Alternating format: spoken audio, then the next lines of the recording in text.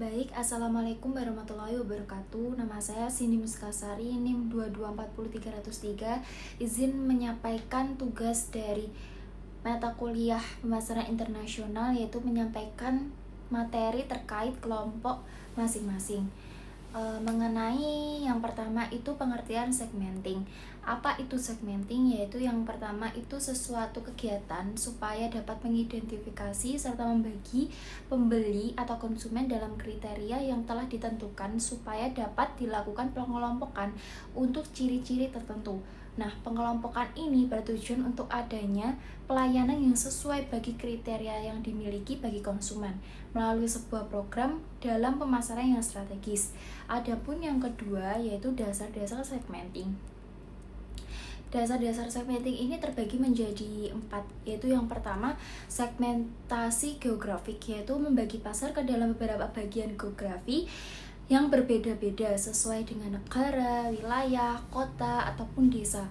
Yang kedua yaitu segmentasi demografik, yaitu pasar dibagi menjadi beberapa kelompok berdasarkan kelompok, usia, jenis kelamin, tingkat pendekatan, tingkat pendidikan, ataupun agama. Yang ketiga yaitu segmentasi psikografis, yaitu perilaku konsumen ini diamati melalui gaya hidup, lifestyle, atau nilai-nilai kehidupan yang dianut kepribadian secara personality. Yang keempat atau yang terakhir yaitu segmentasi tingkah laku, di mana mengelompokkan pembeli berdasarkan pada pengetahuan, sikap, penggunaan, atau reaksi mereka terhadap suatu produk tersebut. Yang selanjutnya yaitu manfaat segmentasi. Segmentasi ini bertujuan untuk agar bisnis ini dapat menawarkan kebutuhan serta keinginan konsumen dengan sebaik mungkin. Yang kedua, mempermudah bisnis dalam meningkatkan pendapatan. Yang ketiga, menciptakan peluang untuk tumbuh. Yang keempat, adapun manfaat dari segmentasi itu sendiri yaitu mengenal konsumen dengan lebih baik. Adapun yang kelima yaitu meningkatkan kepuasan konsumen. Yang keenam yaitu mempertahankan konsumen itu agar loyal terhadap suatu produk tersebut. Yang kedua, materi mengenai pengertian targeting. Nah, apa sih targeting itu? Nah, targeting itu adalah sekumpulan konsumen yang memiliki kebutuhan atau karakteristik yang serupa, yang mana perusahaan ini memutuskan untuk melayani. Proses penentuan target pasar ini melibatkan analisis terhadap minat setiap segmen dalam pasar, kemudian memilih satu atau lebih segmen dari sesuatu yang akan dijangkau. Lalu yang kedua ada strategi targeting. Strategi targeting ada yang pertama yaitu undifferentiated marketing, di mana perusahaan ini memilih untuk tidak memperhatikan perbedaan antar segmen pasar dan menyediakan satu tawaran untuk keseluruhan pasar.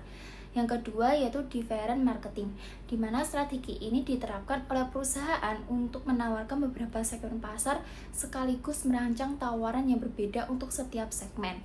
Yang ketiga yaitu concentrated segment marketing, yaitu strategi yang mengedepankan pemasaran produknya kepada salah atau beberapa kelompok tertentu sehingga produk dipasarkan hanya kepada konsumen yang paling berpotensi.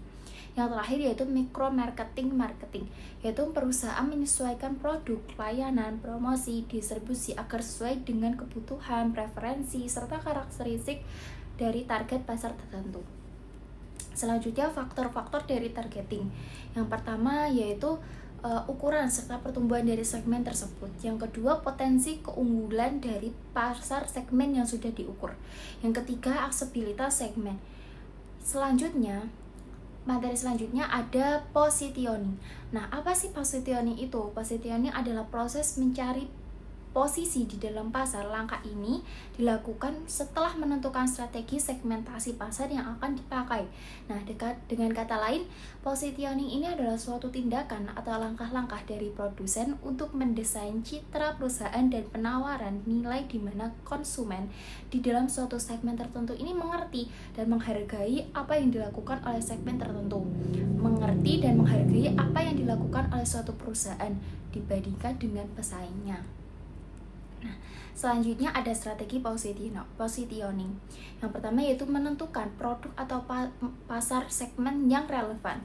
Yang kedua, mengidentifikasi pesaing yang sejenis. Yang ketiga, menentukan bagaimana konsumen ini mengevaluasi pilihannya. Yang keempat, mengetahui bagaimana persepsi konsumen terhadap posisi pesaing. Yang kelima, mengidentifikasi senjang pada posisi yang ditempati.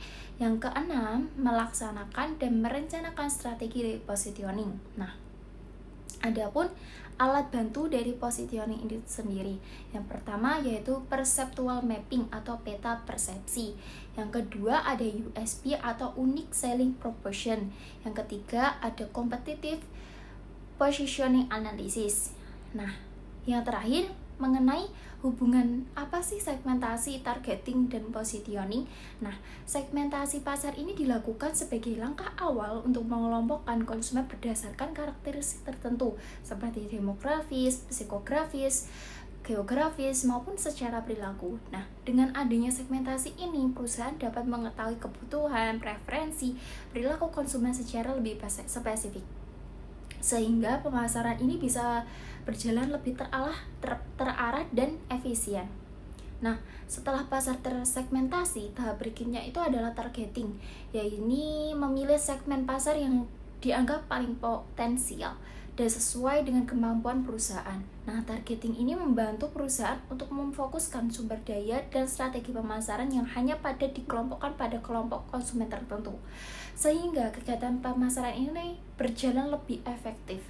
Nah, tahap selanjutnya yaitu positioning, yaitu di mana bagaimana perusahaan ini menempatkan produknya di benak konsumen agar berbeda dengan pesaingnya. Nah, positioning ini berhubungan erat dengan segmentasi dan targeting, karena persepsi konsumen ini terhadap produk itu hanya akan terbentuk dengan jelas bila perusahaan ini mampu memilih target pasar yang tepat. Nah, dengan positioning yang efektif, perusahaan dapat menciptakan citra, identitas, keunikan yang melekat pada produknya, sehingga konsumen ini mudah mengingat dan lebih cenderung memilih produk tersebut dibandingkan dengan produk kompetitor. Nah, sekian dari penyampaian materi kelompok saya.